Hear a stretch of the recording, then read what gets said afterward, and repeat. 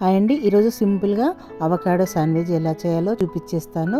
ఒక పెంక పెట్టేసుకొని అది హీట్ ఎక్కగానే బ్రెడ్ని ఇలా కాల్చేసుకొని పక్కకు పెట్టేసుకోవాలండి.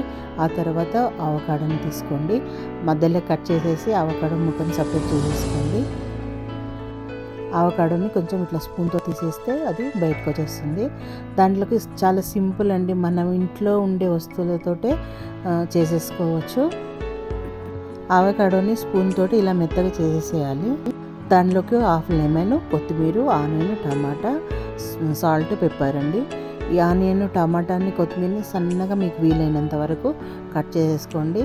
కానీ ఇవి ఎక్కువ వేసుకోవద్దు, వాటిని డామినేట్ చేయొద్దు అనమాట. అవకాడోని డామినేట్ చేయకుండా చేసుకోండి. తర్వాత హాఫ్ లెమన్ని పిండేసుకున్న తర్వాత ఇలా ఒకసారి కలిపేసుకోండి.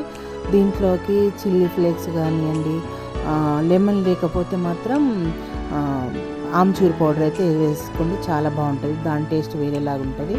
ఇలా అన్నీ వేసుకొని కలుపుకున్న తర్వాత బ్రెడ్ మీద పెట్టేసుకోవాలండి. దీని మీదకి బాయిల్ చేసిన ఎగ్గును కూడా కట్ చేసి పెట్టేసుకోవచ్చు అండి.